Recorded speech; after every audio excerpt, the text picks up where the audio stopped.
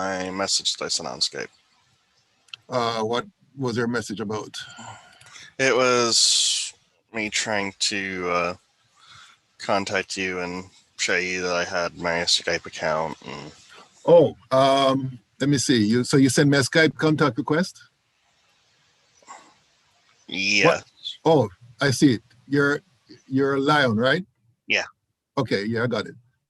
All right. All right. Yeah, so it's there. I mean, as you can probably see on your screen, it's there. So let me go back to, what am I going back to? Oh, okay. So good morning, folks. Let me go back to a particular problem that I skipped over because I did not have my tablet, my writing tablet at the time. Would make it very difficult for me to show you how to do this particular problem. Okay, so this was a question that I skipped over on Monday.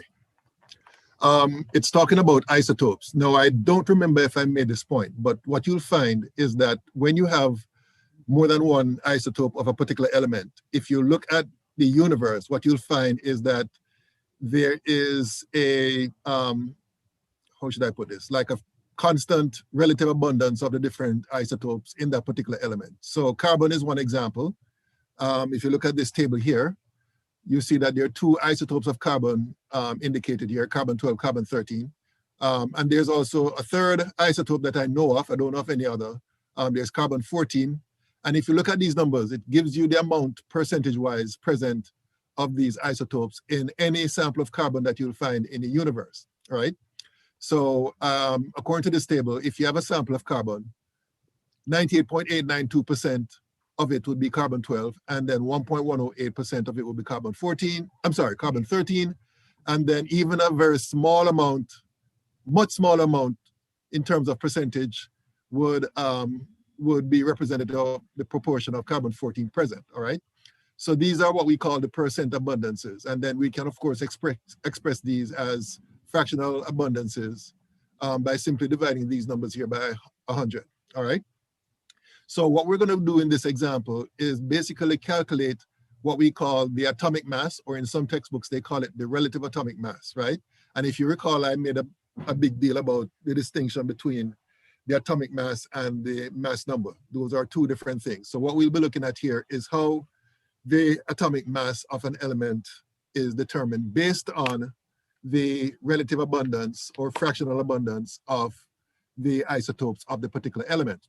So what I'm going to do is get out of this and open up one of my writing applications. Let me open this up here. So I can show you how to do this. So let me, okay, why is my mouse not responding? Oh, okay. And let me zoom in further, make this a bit more. Okay, let me see what this looks like when I write.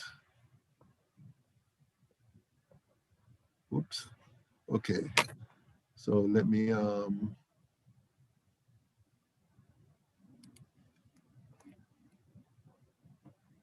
okay, I don't know if you, can you see my screen still?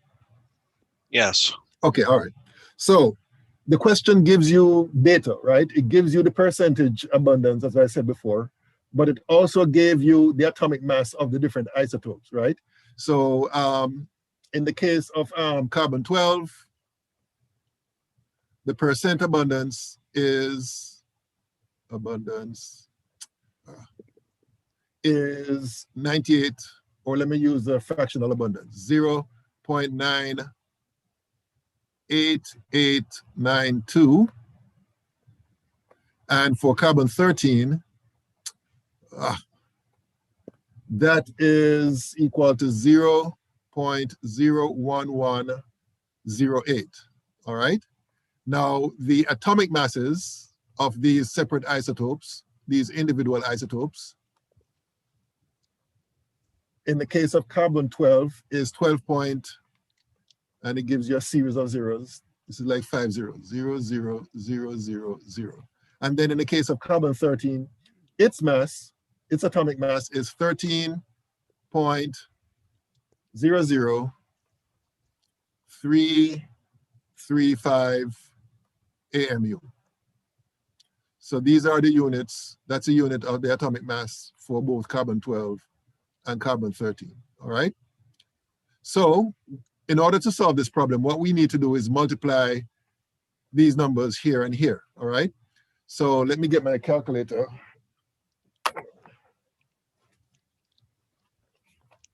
Okay, so in the case of carbon-12, it's 0.98892 times 12.0000. And when I did that, according to my calculator, the answer is, and I need to round this off to 5 sig figs, so this would be 11 point, okay, I need to be able to disable this thing because it keeps moving. 11.867 AMU, all right? And then I'm going to do the same thing for the carbon-13, which is 0.01108 times 13.00335. And according to my calculation, this works out to be equal to, now in this case, I have to round off to 4 sig figs. So that would be 0.1441 AMU. And then I add these two together. So 11.867 plus 0.1441. And the answer I got, and in this case, I need to round off to how many decimal places? 3 decimal places. So the answer becomes 12.011 AMU. And that, folks, would be the atomic mass of carbon. So as you can see in this type of calculation, you take into account not only the masses, not only the masses of the individual isotopes, but you have to take also into account the relative abundance of the isotopes present in a particular sample. And that's basically how you do a problem of this type, all right? And this number here, the 12.011, is the number that you'll see in any periodic table where you have two numbers. If you remember, we said that there are two numbers associated with each element. The lower one, which would be the atomic number, which is the number of protons in the nucleus, and the higher one is going to be the atomic mass, which is what we have here. And strictly speaking, this is not just the atomic mass. This is the weighted average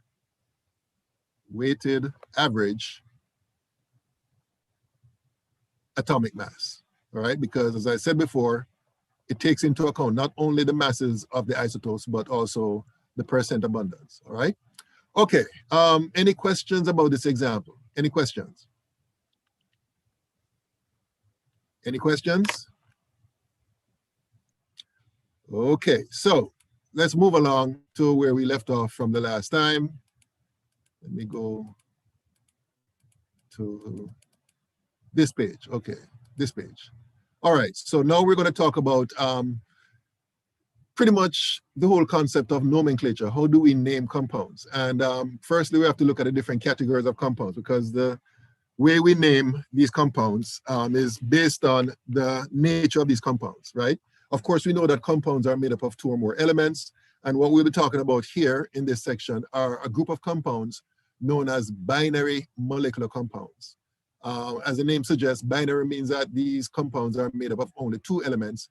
And molecular, of course, would imply that we're talking about covalent compounds. And if you recall from your previous chemistry experience, covalent compounds are basically compounds made up of nonmetals that are linked together by what we call covalent bonds. And we're going to get into that later on as well.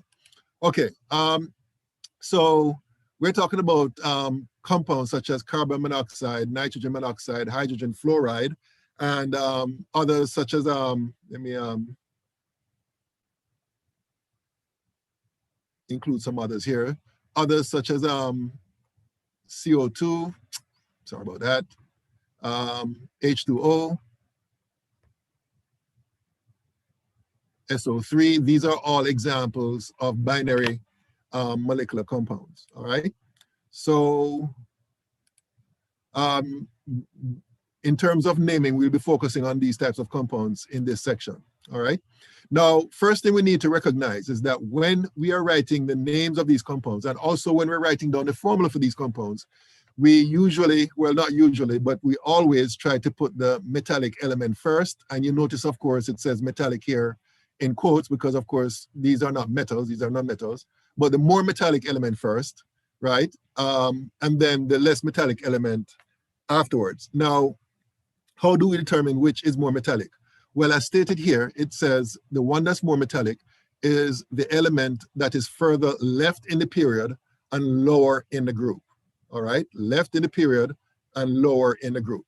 So for example, in the case of carbon monoxide, which is made up of carbon and oxygen, if you look at any periodic table, you'll see that they're in the same period, but carbon is to the left of oxygen in the period. So therefore, carbon is indicated first in the formula and the name, and oxygen is indicated afterwards, all right? So that's basically how you would place the order of the elements in the formula and in the name. The one that is more metallic is the one that is indicated first, and the more metallic element is the one that is to the left and further down in the periodic table, all right?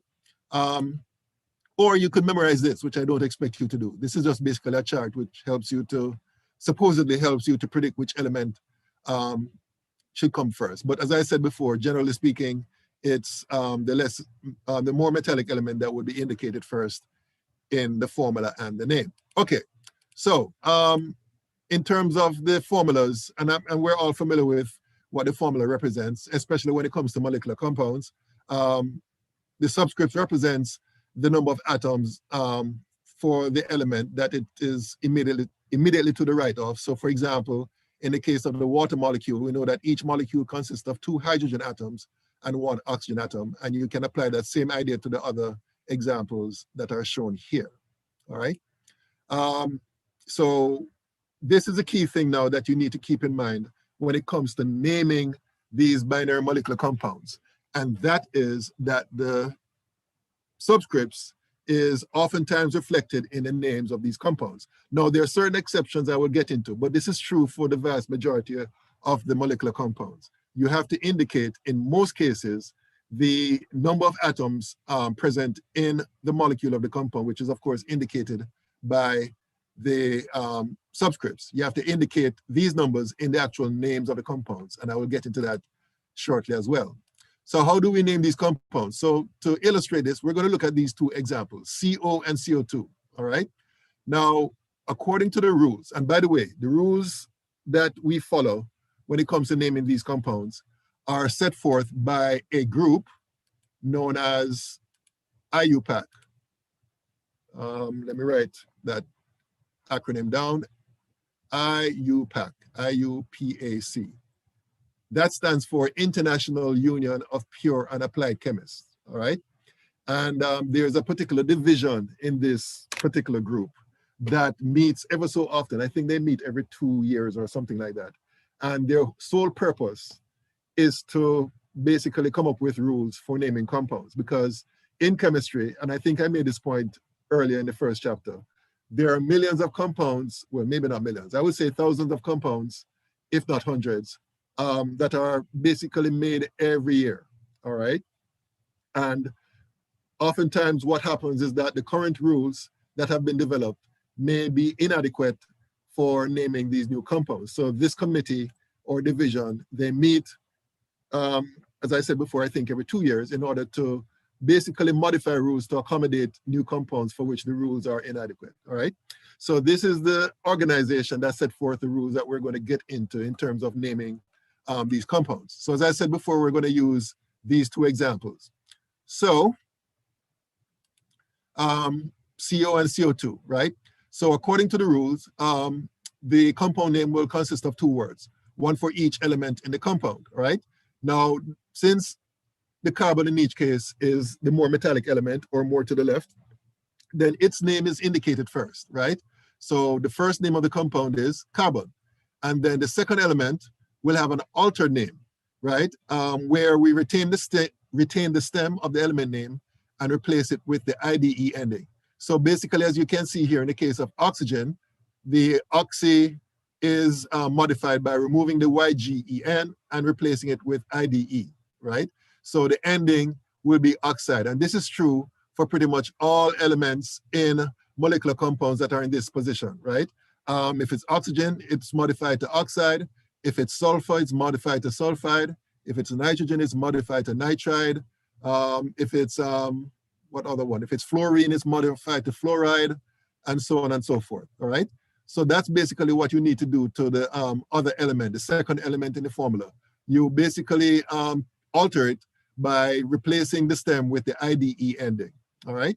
Now, that's, oh, and by the way, well, okay. So, of course, in the case of these two elements, that cannot be enough because both of them have carbon and oxygen, all right?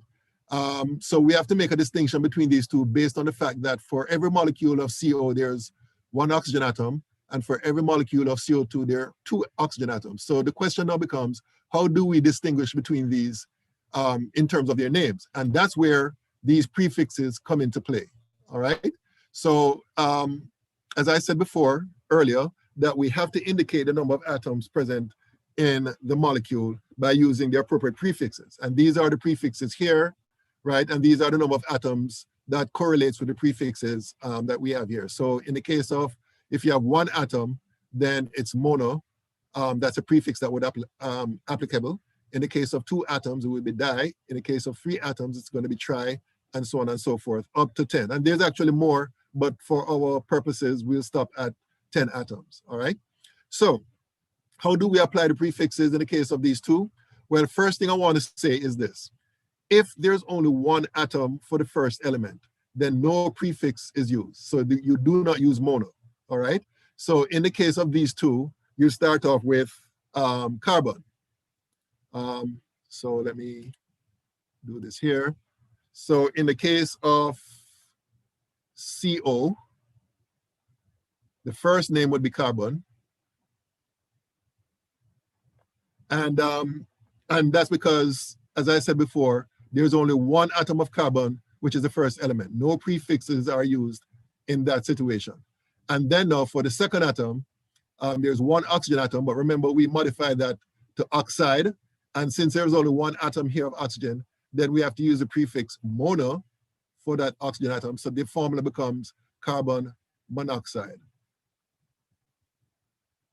Monoxide. All right? So that's the name of this compound. The name of this compound would be carbon monoxide. In the case of CO2, again, because there's only one atom of carbon to begin with, again, we just simply put carbon. And then for the second element, because there are two of them, the prefix we would use in that case would be di. So therefore, the name of this compound would be carbon dioxide. Oops, I'm sorry about that. So that's basically how we name these compounds based on the prefixes, all right? So that's, again, let me just reiterate what I said here. If there's only one atom for the first element, there are no prefixes used. So there's no such thing, according to the rules, as monocarbon monoxide or monocarbon dioxide. It's simply carbon monoxide or, well, and carbon dioxide. Now, some other examples are shown here. So here is one example here, nitrogen monoxide. The same rule apply to this, right? What we just discussed in the case of carbon monoxide and dioxide. And then here we have nitrogen dioxide, right? One atom of nitrogen, two atoms of oxygen. Now in this case, where you have two atoms of nitrogen and three atoms of oxygen, then this is called dinitrogen because you have two nitrogen atoms followed by trioxide, all right? And then you see the same concept applied to this molecule, which is dinitrogen tetroxide. Same thing applies here, which is dinitrogen pentoxide. And if you go through the others, you'll see basically the same rules applying. So for example, in the case of this one, SF6, there's only one sulfur atom, so we don't say monosulfur, we simply say sulfur, and then hexafluoride, all right? In the case of the next one, iodine heptafluoride, because you have one atom of fluorine and seven atoms of, I'm sorry, one atom of iodine and seven atoms of fluorine. In the case of P4O8, because you have four phosphorus atoms, we use a tetra prefix here for phosphorus, And because you have 8 oxygen atoms, we use the octoxide, the octo prefix in the case of 8 oxygen atoms. So that is called the oxide. So therefore it's tetraphosphorus octoxide, all right? And the other 2 you should be able to follow based on what we have just said, all right? So that essentially is how we name binary compounds, all right? So just to recap here, if the first element has only 1 atom, we do not use prefixes for that first element. We do not use the mono prefix, all right? We just simply put the name of that element as the first part of the name of that compound. For the second element, you have to use a prefix depending on, of course, on the number of atoms present or represented in the formula, all right? So it's mono for 1, di for 2, tri for 3, and so on and so forth, all right? Now that's one exception, what I mentioned before in terms of the 1 atom present in the formula mentioned first, all right? There's another exception I need to make mention of. Let me scroll down here. Oh, okay, so that exception, let me escape. And come to my writing. Let me get rid of that. Okay, and this has to do with molecular compounds which contain hydrogen. So here are some exceptions. In the case of compounds where hydrogen is the first element, followed by some non-metallic element like fluorine, right?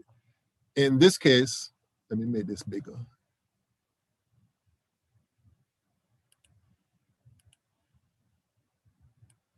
So in this case, now hydrogen fluorine exists as a gas. Let me mention that firstly, all right?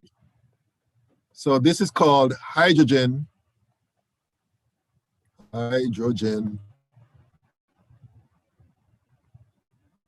fluoride,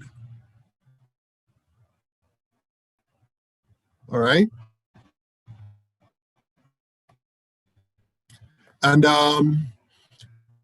you'll notice that there are no prefixes used.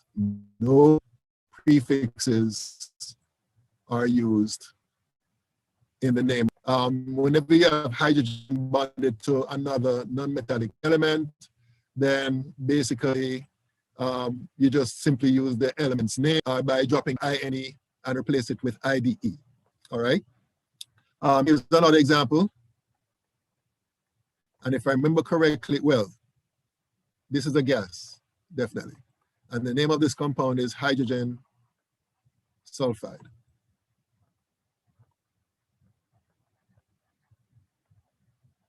All right. Again, no prefixes. Let me see if I can do another example. H2SE. So this is called hydrogen selenide. All right. So that's another thing that you need to keep in mind when it comes to naming these compounds. These are binary compounds, but the rules are a bit different in that in each of these, there are no prefixes. You still have to make changes to the last part of the name of the second element, but no prefixes are used when naming these compounds. Another thing I want to mention here when it comes to binary molecular compounds is that there are some compounds for which the common name is accepted by IUPAC. And the 2 that comes readily to mind is H2O and NH3. As far as IUPAC is concerned, the IUPAC name for this is water, and the name for this is ammonia. So according to IUPAC, those are the names for these compounds, all right? And I think, if I'm not mistaken, pH3 is also accepted as phosphine, all right? So those are just some minor exceptions to the general rules that we were discussing concerning naming binary molecular compounds. Okay, any question about naming binary molecular compounds? Any questions on their nomenclature? Any questions? Okay, so let me go back to the PowerPoint here. You can still see my screen, right? Yes. Okay, just making sure. All right, so the next thing we're going to talk about are ionic compounds. We're going to talk about some general introduction to ionic compounds and how we name them. And you're going to see that there are some differences between naming ionic compounds and naming molecular compounds, which of course you should know already, but I have to go through this because the syllabus requires. So we know how ions are formed. Ions are formed as a result of atoms either gaining or losing electrons, right? So the ones that loses electrons form positive ions, which are known as cations, and the ones that gain electrons are negative ions known as anions, right? And see, we have two examples right here. We have sodium here losing an electron to form the sodium ion, and we have a chlorine atom gaining an electron to form the chloride ion, all right? So that's basically how we name these compounds, or how we understand their formation as a result of atoms losing or gaining electrons. And we have different types of ions. Monatomic ions are the ones that are formed from atoms, all right, directly by the loss or gain of electrons. And we see certain patterns emerging with respect to the positions of these elements or these atoms in the periodic table and their ability to lose or gain electrons. So what you'll find is that elements in group A, or I should say metals in group A, they tend to lose the number of electrons equal to their group numbers, right? So elements in group 1, they tend to lose 1 electron per atom. Elements in group 2, they tend to lose 2 electrons. Elements in group 3, they tend to gain electrons. The non-metallic atoms in the group A section of the periodic table, they tend to gain electrons, and as a result, they tend to end up with a charge which is equal to their group number minus 8. So for example, in the case of, okay, hold on 1 minute. Okay, where is this?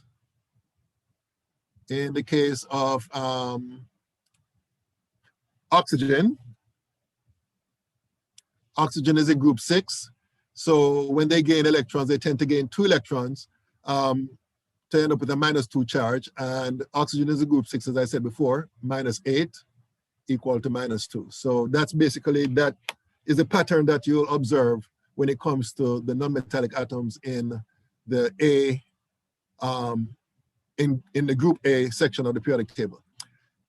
Now, as far as the group B metals are concerned, and these are the transition elements, it's not possible to determine, just based on their positions, the charge that they will actually end up with when they lose, okay, why did that happen? When they lose electrons. Hold on. Okay, so what you'll find is that in some cases, some metallic elements in that section are able or capable of forming ions of different charges, all right? And therefore, it is important when naming these ions, when writing down the names of these ions, you indicate the charge that these ions would have in a particular compound. And the way we do that is according to what we call the stock system. Basically, the stock system requires that you use Roman numerals in parentheses added after the name to indicate the charge that these ions would carry. So these are a couple of examples. So this is the B section right here, the transition element section. And you'll notice that there's some elements like titanium, chromium, vanadium, manganese, iron, cobalt, copper.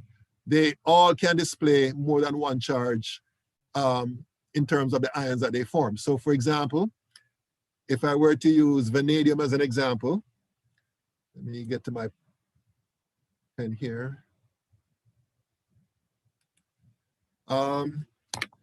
In the case of vanadium 2+, the name of that ion would be vanadium, and then you put Roman numerals 2 in parentheses right next to it.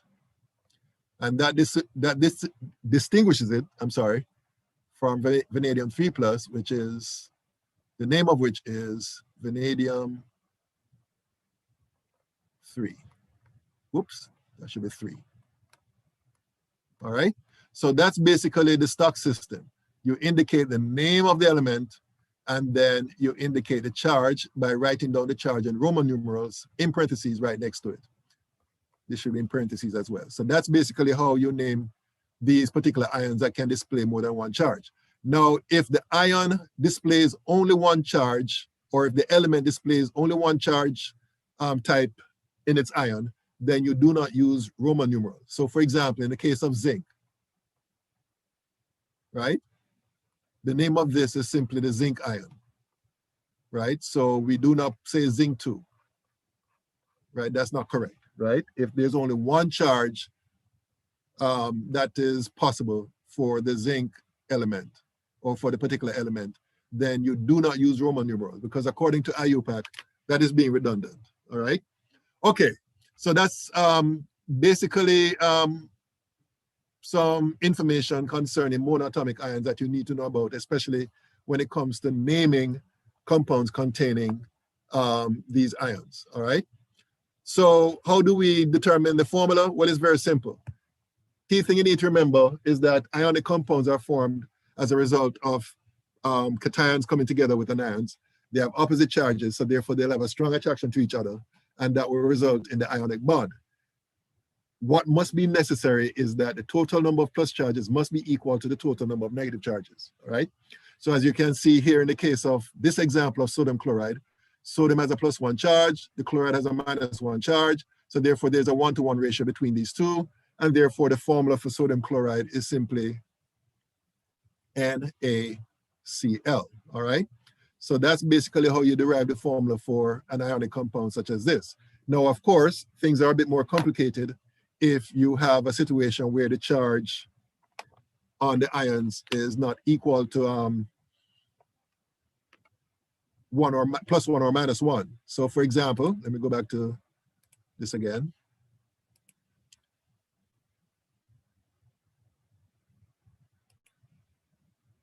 So for example, in the case of, let's say,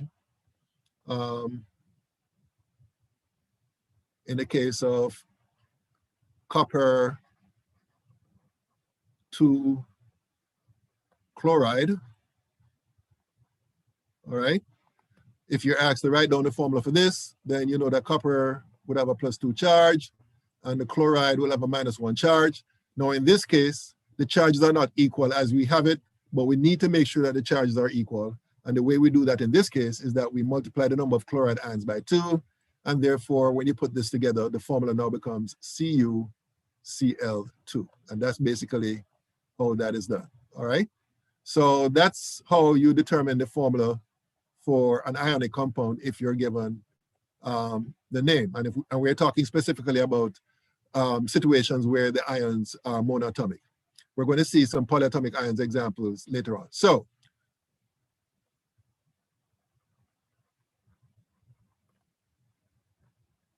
what's the formula for this compound? Anybody?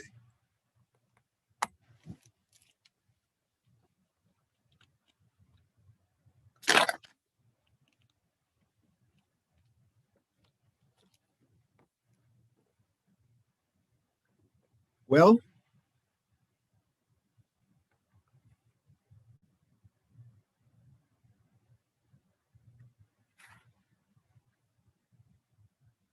come on, this should be easy for you guys.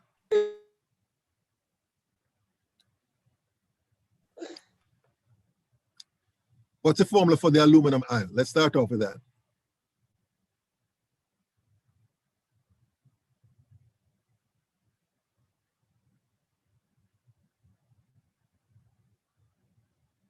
Is it Al or 1 charge? Actually, it's a +3 charge. Oh, okay. Yeah, all right. And then what's the formula for the oxide ion?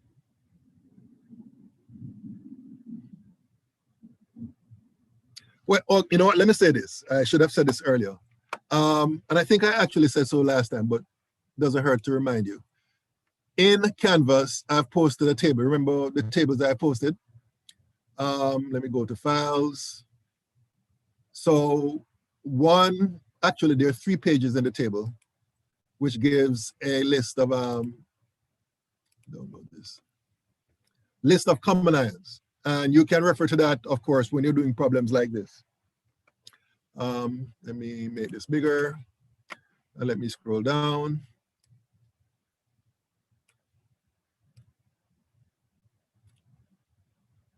Okay, this is one table that you could use. Let me turn this around. Right, this is one table you could use. And you see that aluminum has a +3 charge, right? And the oxide has a -2 charge, all right? So let me go back to the PowerPoint. Not the PowerPoint, I'm sorry, the writing tablet. Okay, so the oxide, write it down here, has a -2 charge, all right? So what do you think we would do next?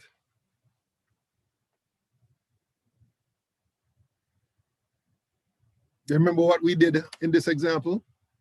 We made sure, we made sure that the total number of plus charges will be equal to the total number of negative charges by multiplying this by 2. So what would you do in this case to ensure that the charges, the opposite charges are equal? We have +3 here, and we have -2 here.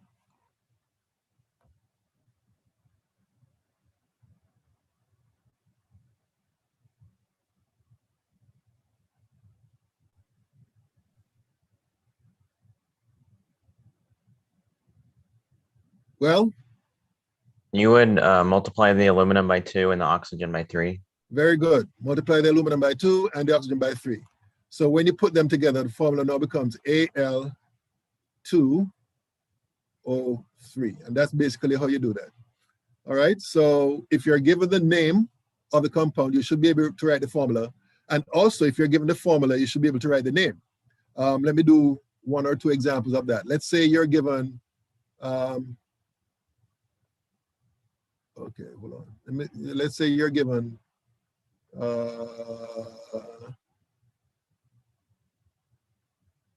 cobalt.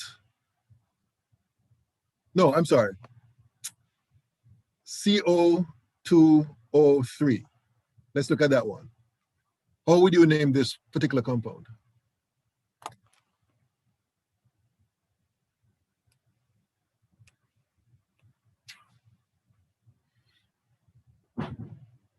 Now remember, the key thing you need to remember when it comes to writing down the formulas is that the total number of negative charges must be equal to the total number of plus charges. So you have to figure out what the charges are for each of these. And the one that's easiest to figure out is this one. What's the charge on the oxide ion? Hint, hint. -2. Exactly, -2. So O2 minus is one of the 2 ions. The other one is cobalt. But if you go to the periodic table, or not the periodic table, but the chart I showed you, let me see if I can find it again. You'll see that for cobalt, +3. right, there's a +2 or +3, right? So you have to figure out now which one would be the one that would be the correct one in this case. In other words, what's the charge carried by the cobalt ion in this case? If this is -2 and there are 3 of them, and you have 2 cobalt ions, then what's the charge here?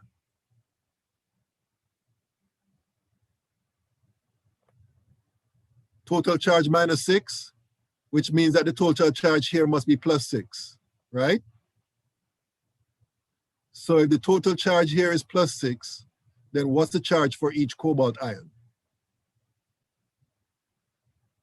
Remember, there are 2 of them.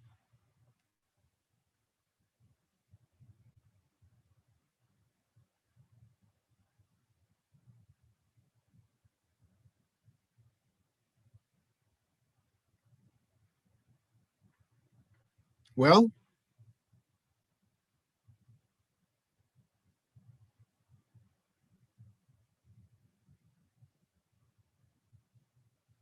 if 2 cobalt ions carry a total of +6 charge, then what's the charge carried by each cobalt ion?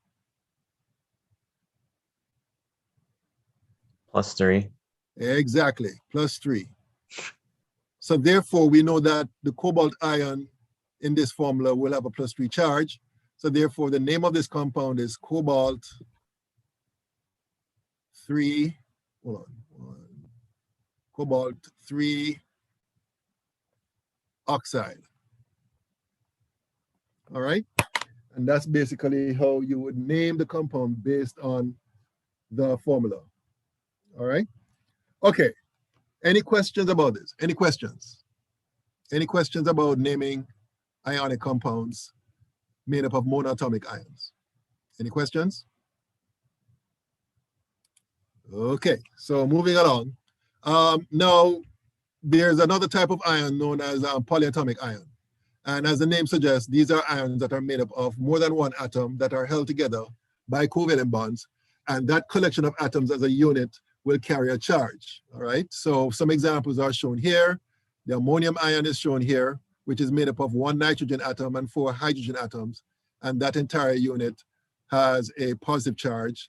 And most of the polyatomic ions, by the way, are negatively charged, anions, all right? Such as, just to point out, well, let me change this first, hold on. Okay, such as the chromate ion, which is CrO42 minus, the dichromate ion, which is Cr2O72 minus, the nitrate ion, which is NO3 minus, and so on and so forth. So in all these cases, these are polyatomic ions because they're made up of more than one atom held together by covalent bonds. And that unit carries a charge. All right. Now, when it comes to writing down the formulas containing polyatomic ions, you have to be very careful, especially if there's more than one represented in the formula. So let me give you an example. Suppose you're asked to write down the formula for, let me squeeze this up, or you know what, let me do this on my writing tablet here.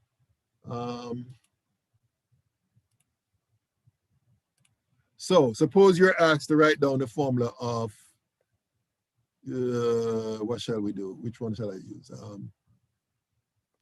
Aluminum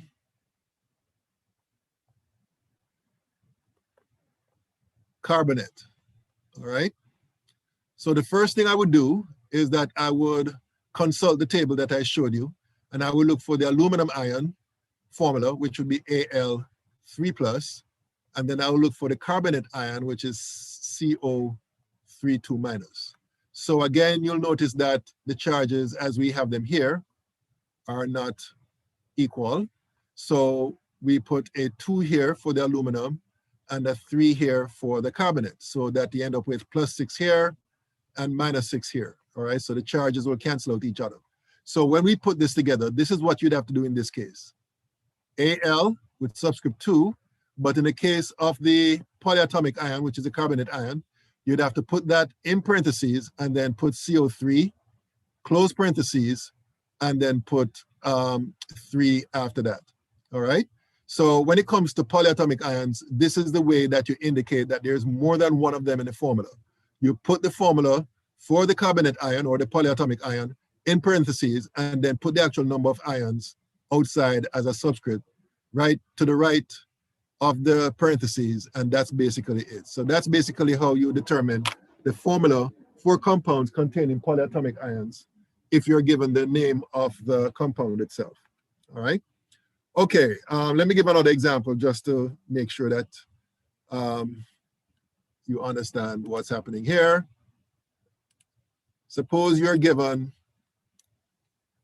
ammonium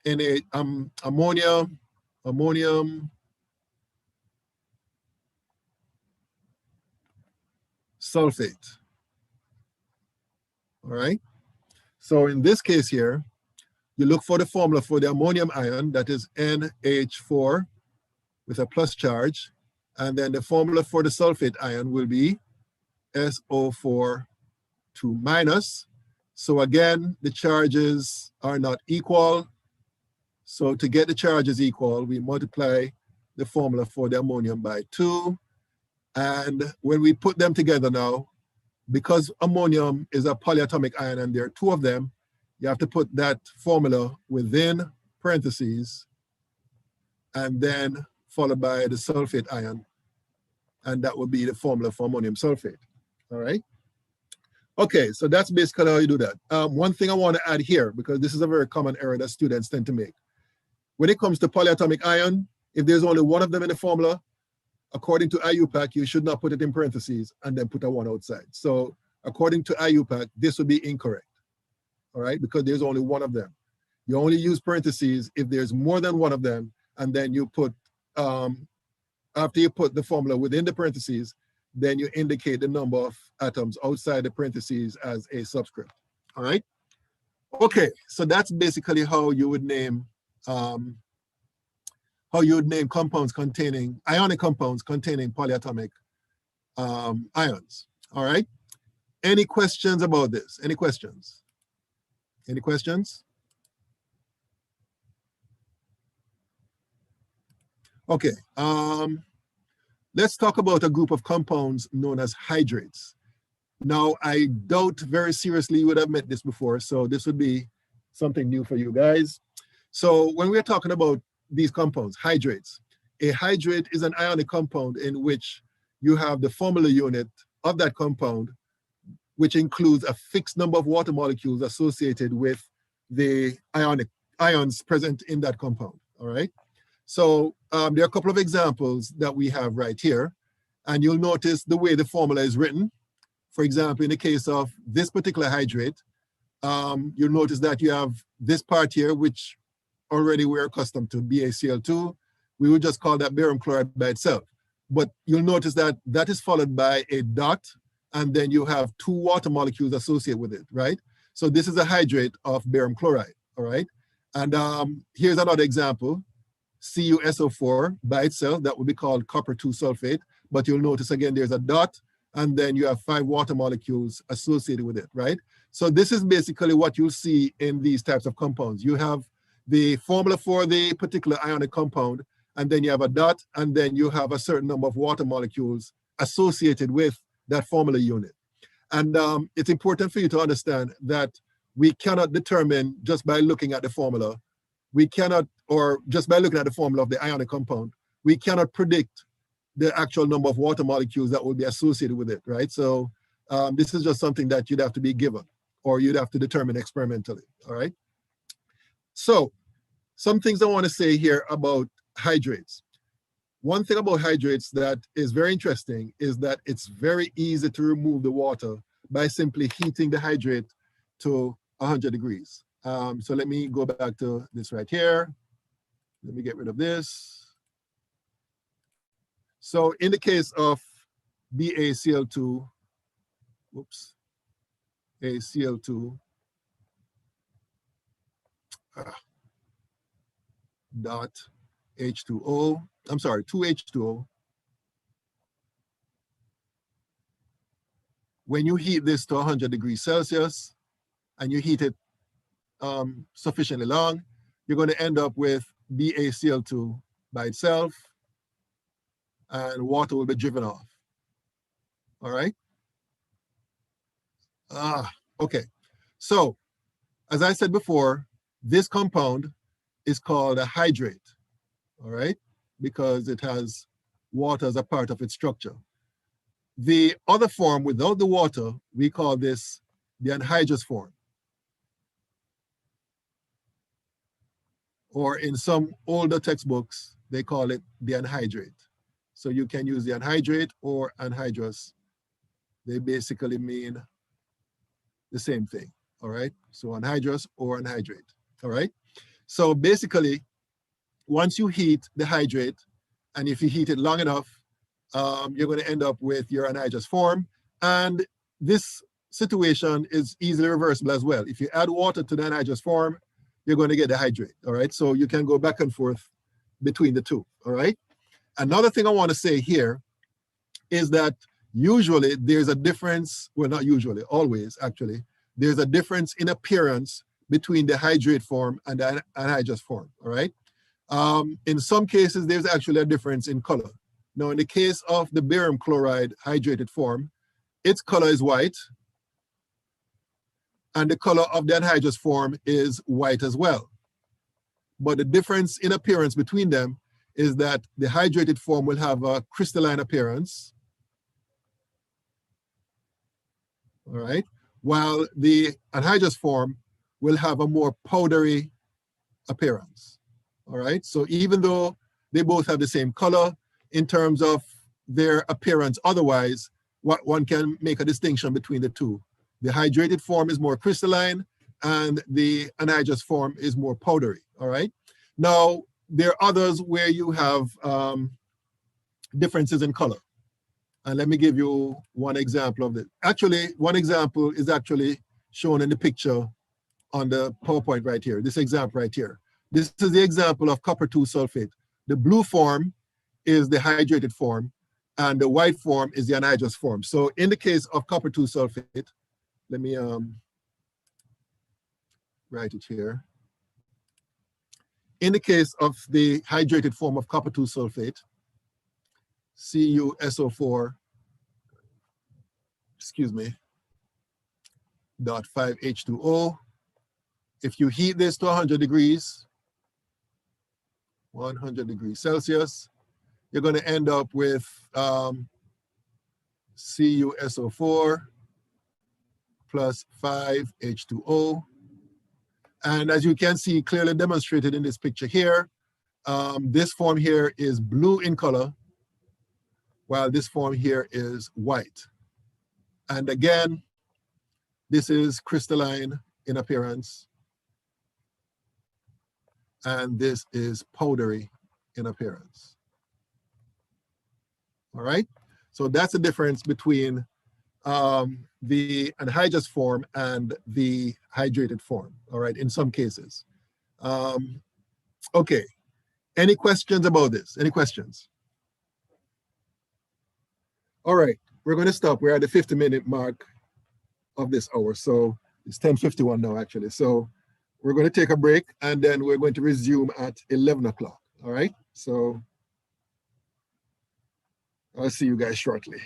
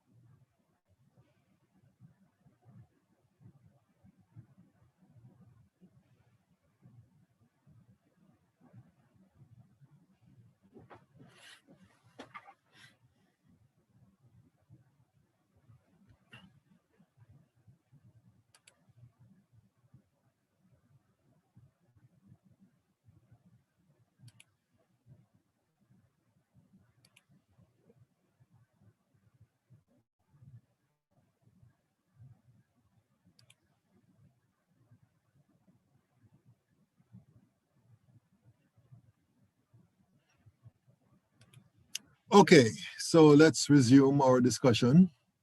One thing I want to talk about before we, by the way, can everybody hear me? Yeah. Okay, all right. One thing I want to say before we leave the discussion of hydrates is how do we name them, all right? And if you understood how we name ionic compounds, then it's not very difficult to take the next step to learn how to name these compounds. It's very simple, actually. So I'm going to use the examples that we have been using before, BaCl2 dot 2H2O. Okay, so we name this part here just as how we would name an ordinary ionic compound. So this would be barium. I need to know how to disable this function on this pen. Barium chloride. And then now we need to indicate the number of water molecules associated with that formula. And the way we do that is we use the prefix for 2 here, right, which is di, and we follow that with hydrate. All right, so that's basically how we name this particular compound. So the full name of this compound is barium chloride dihydrate.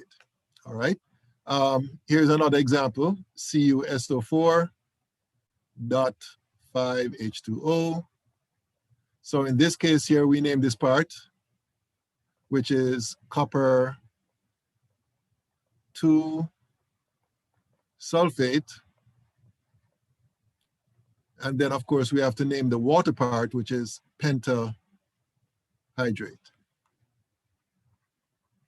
Whoops, hydrate. All right, so that's basically how we name these compounds. All right, so just to briefly recap, we name the first part just as how we would name any ionic compound. But for the second part, we have to indicate the number of water molecules using the regular prefixes that we learned when we were dealing with binary molecular compounds. And we follow that up with hydrates. So that's basically how we name these compounds. All right. Okay, so there are no questions on that. Let me go back to the next slide.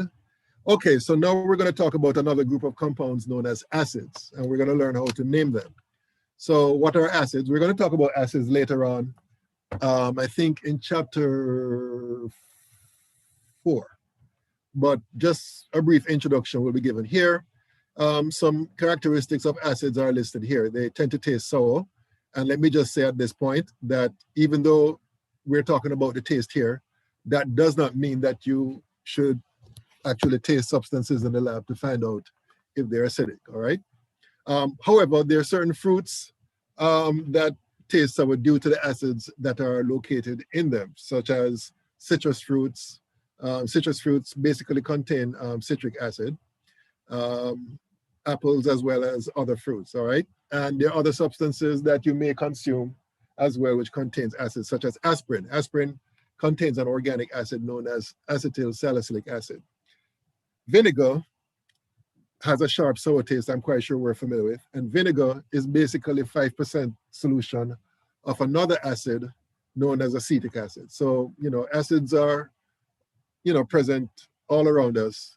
But of course, as I said before, in the lab, don't make it a habit. In fact, don't do it at all. And I'm referring to tasting acids in the lab to find out if they're acidic. I've actually had one student in my early teaching career actually did that, and I almost freaked out when that happened. Okay. Another property of acid is that they tend to turn a substance called litmus red. Now, litmus will have 2 colors. One is blue and one is red. So the blue one will indicate whether or not a base is present in a solution. We're going to talk about bases later on. And the red one will indicate an acidic solution. So typically, when we try to test for an acidic solution, we start off with a blue litmus paper. We dip it in the solution. If it becomes red, then we know it's acidic. All right, so that's another property of acids that you need to be aware of.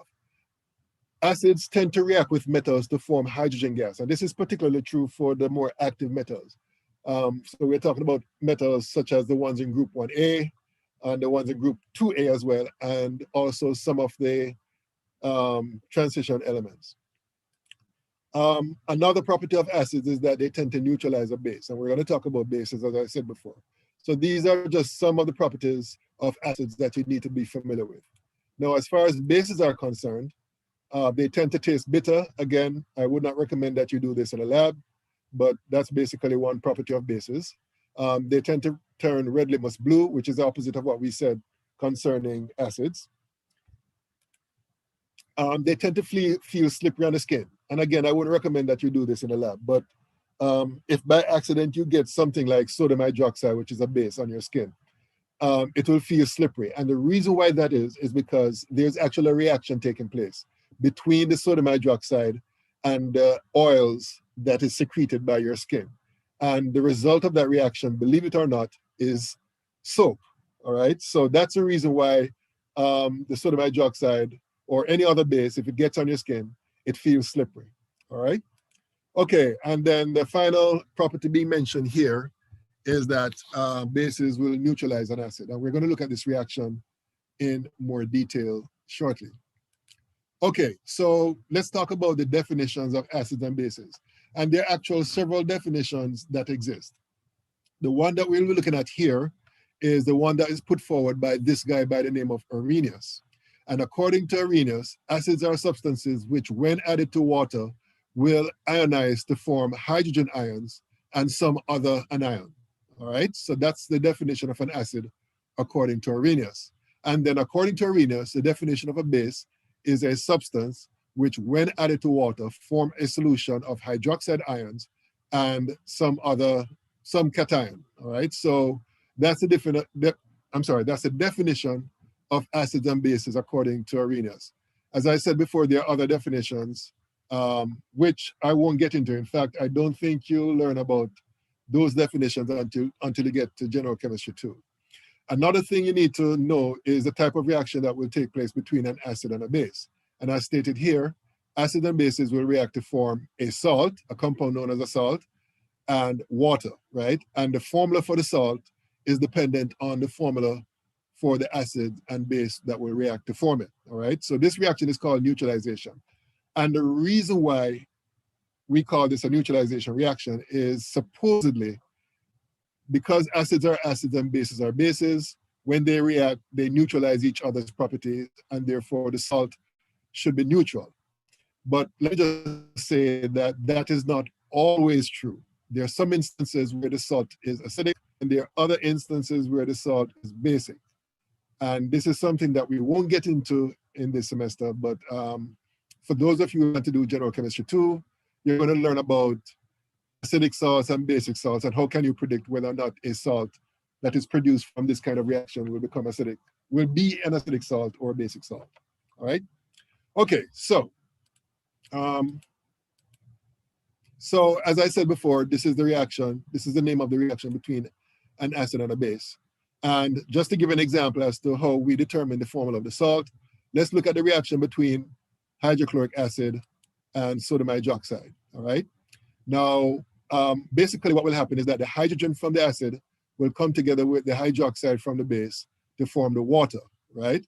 And the other two components, namely the sodium from the sodium hydroxide and the chloride from the hydrochloric acid, will come together to form the salt. So therefore, the salt that would be formed in this case would be sodium chloride.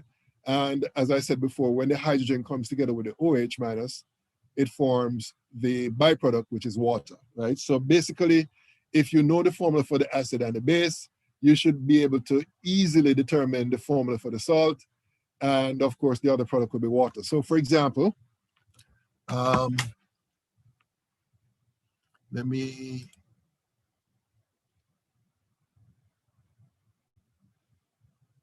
get rid of this. So for example, if you're given copper 2 hydroxide, that's a base, and you're reacting it with, okay, what shall we use under that? Okay, let's use hydrobromic acid, all right? So basically, the copper will come together with the bromine to form copper 2 bromide. Now, of course, the copper here has a +2 charge. So that means that the copper here must have a +2 charge, right? And because the bromide has a -1 charge, that means that the formula here must be CuBr2, all right? All right, and then of course, the hydrogen here will come together with the OH to form H2O. But of course, this equation must be balanced.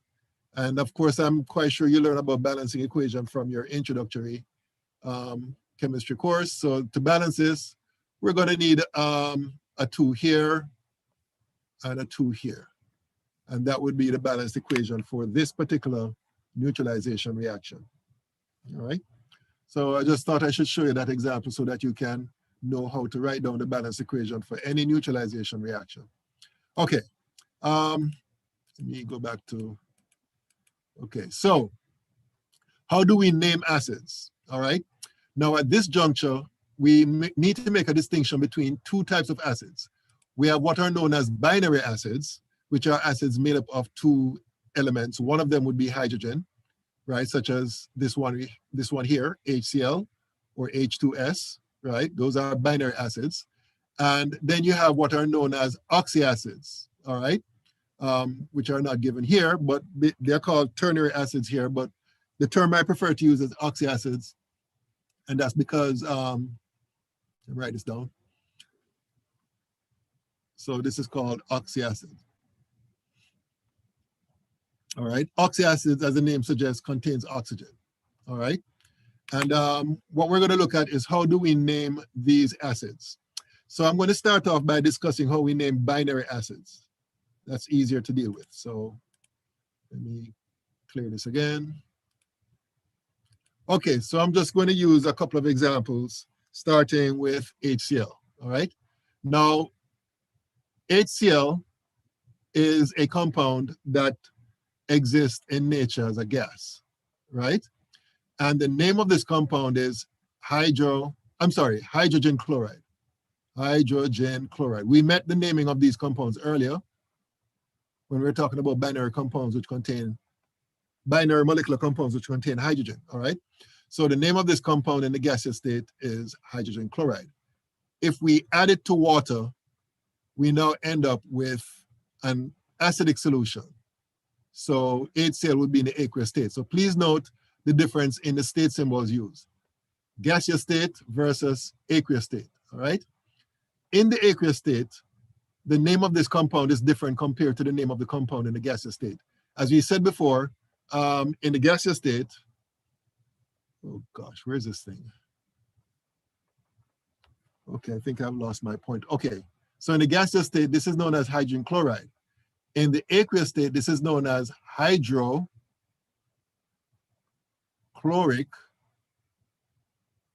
acid. All right. So you'll notice the difference, and this should be one word, by the way. That's my mistake. This here should be one word, hydrochloric acid. All right. So in the case of binary compounds, in the case of binary acids, they all start off with hydro. Then you have the stem of the name of the other element, which is chlor for chlorine. And then the name always ends with ic acid. All right. So that's basically how we name these compounds, right? These acids, hydrochloric acid. All right. Let me use another example here. I keep losing my pointer. Okay.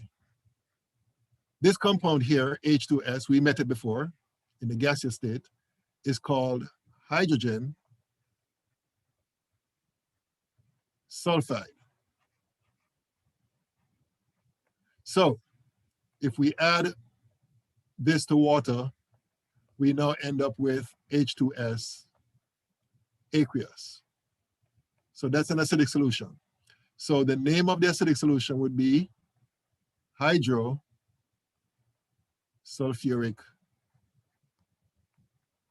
acid. All right, so that's basically how we name binary acids. Again, all binary acids starts off with hydro, then the stem of the name of the other element, then ic acid ending. All right, so that's how we name these acids. Okay, so suppose I gave you HBr gas. What's the name of this compound? Anybody? Based on what we have learned so far.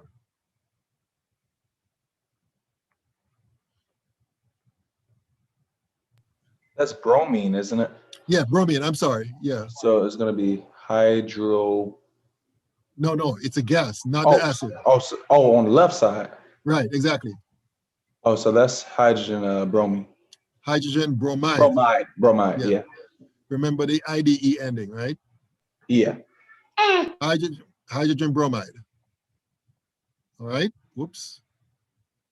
Okay, so when we add this to water, this becomes HBr aqueous. So what do you think the name of this acid is?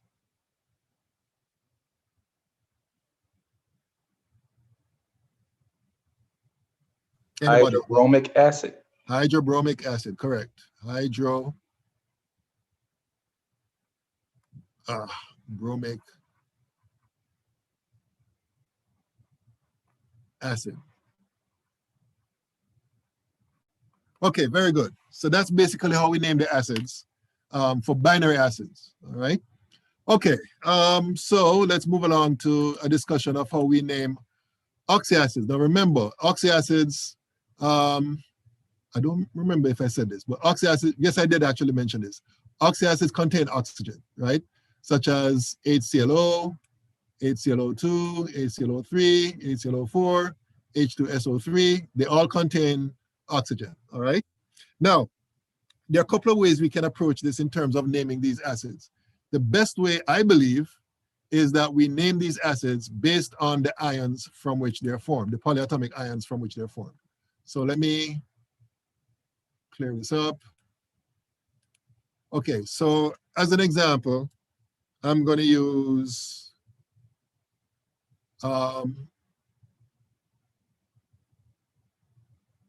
let me do it over here. I'm going to use HNO3 as an example. So let's say you're asked to name that acid, all right?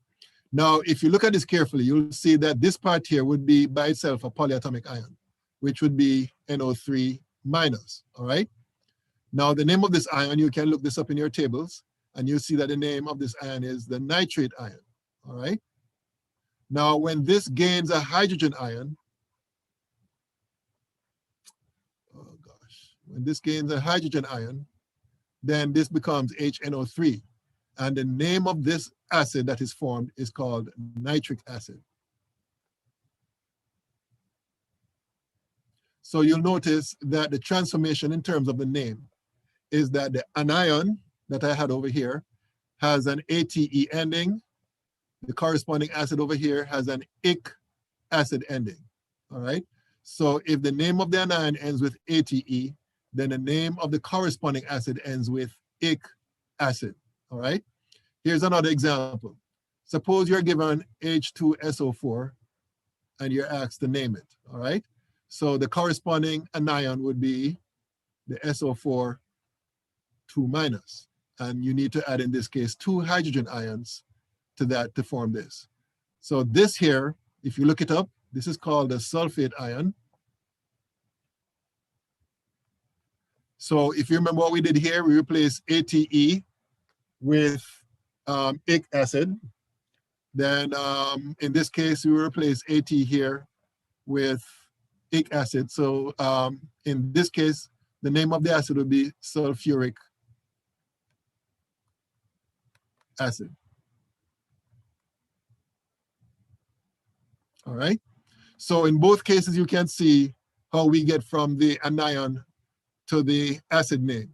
In each case, we replace ATE, in each case, with ic acid. We start off with the stem of the name of the original anion, but we end, in each case, with ic acid. All right. Any questions about how we name these acids? Any questions? Okay, so there is also another type of acid in terms of the name. And these are acids that end with OUS acid. So let me give an example here. This acid here, HNO2, all right? If you look at this formula here, you'll see that it can be formed from the NO2 minus ion, all right? Now that NO2 minus ion, if you look it up, that's called the nitrite ion, all right? Now to get from the nitrite to this here, you need to add H plus. And the name of this acid is going to be nitrous acid. Oops. Okay, so basically you'll notice the change here, or the transformation in the name, is transforming ITE, or replacing, I should say, ITE with OUS acid. All right? If the ending of the anion ends with ITE, then the ending of the corresponding acid ends with OUS acid. Here's another example. SO3, 2 minus. If you add 2H plus to that, that becomes H2SO3. And the name of this ion is the sulfide ion. And the name of this acid is sulfurous acid. All right. Again, we replace the ITE ending with OUS acid. All right. So that's basically how we name those acids. So just to summarize, when it comes to naming acids, the first thing I would do is that I would look for the name of the corresponding anion. All right. Now, if the name of the corresponding anion ends with ATE, that means that the name of the acid would be ending with ic acid. If the name of the corresponding anion ends with ITE, then the name of the acid will end with OUS acid. All right, so that's basically how we name binary acids and, well, not binary acids, I'm sorry, oxyacids. All right, so we talked about binary acids and we talked about oxyacids. All right, now there is one particular acid, let me think. There's one particular acid that does not fall under any of those two categories, right? And that acid is HC triple bond N, right? And I'm going to put aqueous here. I'm going to explain why shortly. Now, this acid here is a very toxic acid. You don't want to consume that at all. Anything with cyanide, which is what C triple bond N is, anything with that is toxic, all right? So you'll notice that this acid is not an oxyacid, right? There's no oxygen in it, all right? You'll also notice that this acid is not a binary acid because it is made up of 3 elements, hydrogen, carbon, and nitrogen. So the question now becomes, how do we deal with this acid in terms of naming it? All right, well, what IUPAC has decided is that we treat this acid, even though it's not binary, we treat it like a binary acid, right? Even though it's not, okay? So basically, this compound here, hydrogen cyanide,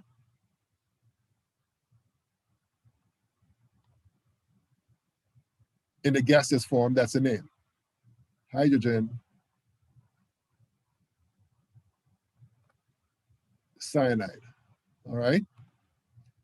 So therefore, if we treat this like a binary acid for the purposes of naming this acid, then this will be called hydrocyanic acid. Because if you remember, we said that when it comes to binary acids, they all start with hydro, then the stem name of the other element. In this case, this is just a stem name coming from the cyanide part of the molecule, and then it ends with ic acid. Ic acid. All right, so therefore it's called hydrocyanic acid. So that's a bit of a unique situation when it comes to naming acids. And that's because this acid, as I said before, does not fall neatly into any one of the 2 categories we discussed. It's not binary, all right? And it's not an oxyacid. So what the good folks at IUPAC decided to do was basically treat it like a binary acid, all right, for the purposes of naming it, of course. Okay, any questions concerning naming oxyacids, binary acids, or any other acids? Any questions?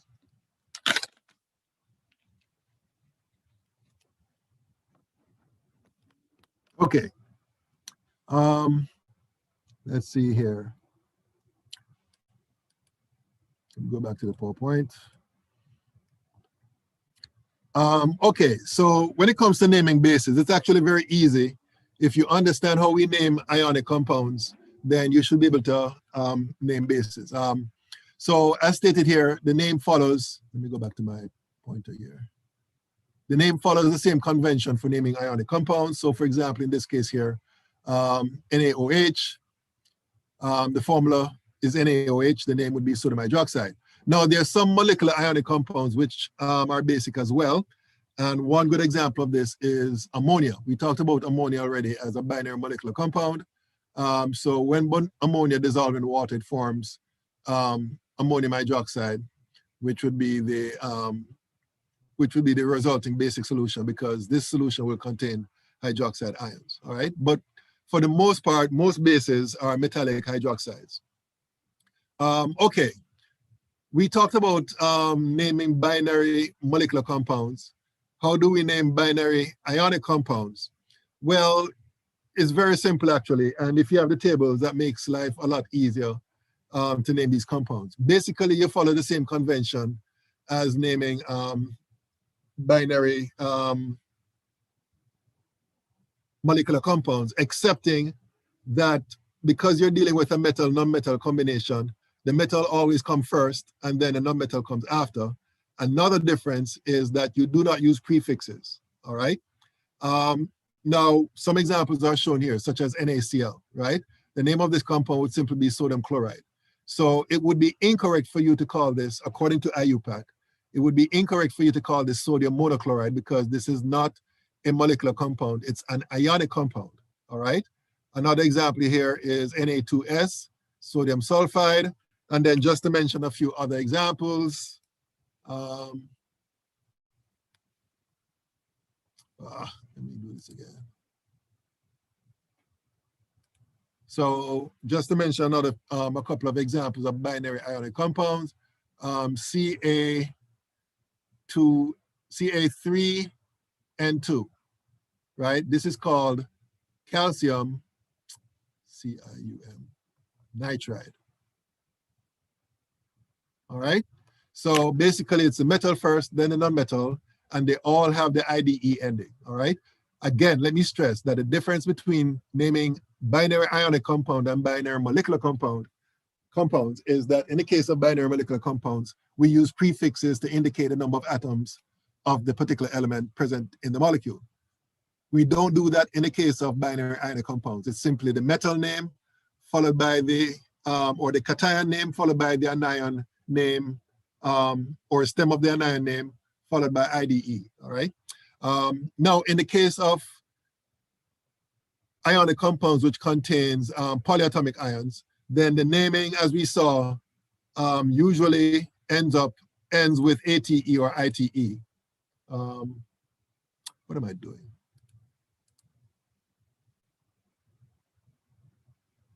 Okay, so, and of course, this is very easy to do, again, if you have the tables to look at.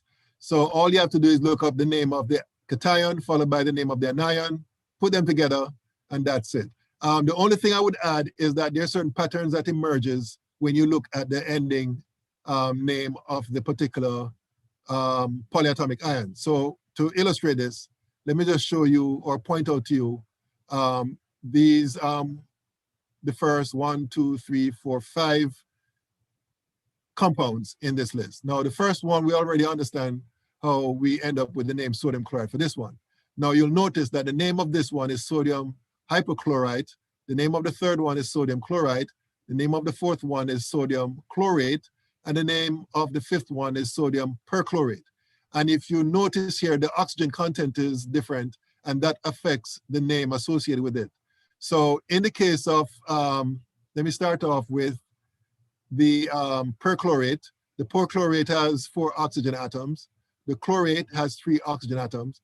The chloride has 2, and the hypochlorite has 1. Now, let me just make a very important statement here.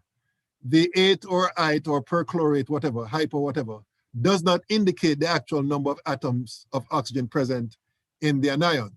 What it does indicate is the relative number. In other words, which one has more.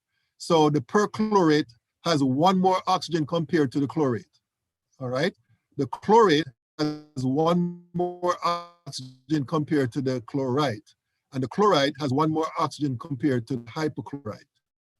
All right. So basically, our suffixes, in the case of these ite and 8, or per, in the case of sodium perchlorate, does the particular anion has compared to the one that has less oxygen. All right.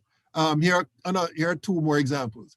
If you compare the sodium sulfide to sodium sulfate, you'll see that the sulfate ion has 1 more oxygen compared to the sulfide. And that is indicated, relatively speaking, in the name. So the O4, SO4 would be sulfate, and the SO3 would be sulfide. Same thing you'll see when you look at nitrate compared to nitrite. The nitrite ion would have 1 less oxygen compared to the nitrate, and so on and so forth. All right.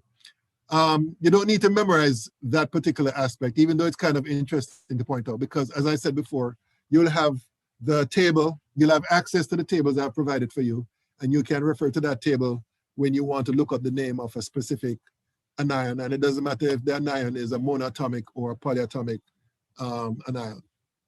Okay, enough of that.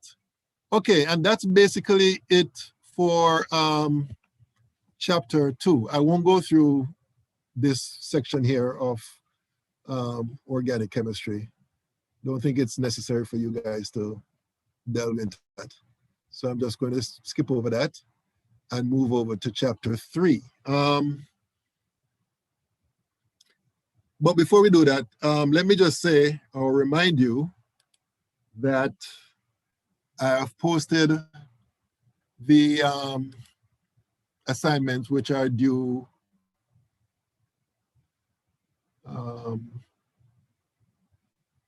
when did I say they're due? They're due Friday, right? So assignments 1, 2, and 3 are due on Friday. Let me just say, and I posted an announcement here, which talks about what I expect in terms of the assignment. And I mentioned some of these before, but one that I forgot to mention, which is very important, and I want to highlight here, is that you need to make sure that you write your name on each page of your assignment. And I would suggest that you write it at the top right-hand corner of your assignment. And the reason for that is because, you know, when I'm printing these assignments to grade, sometimes the printer acts up and, you know, I end up with the printed documents not in the right order. And I want to make sure that they're in the right order. So please, please, please make sure that your names are clearly written on the top right-hand corner of each page of the assignment. Make sure you obey the other expectations I outlined here. Make sure you use dark ink because that's better seen. You know, if you do it in pencil, it's very difficult for me to read it.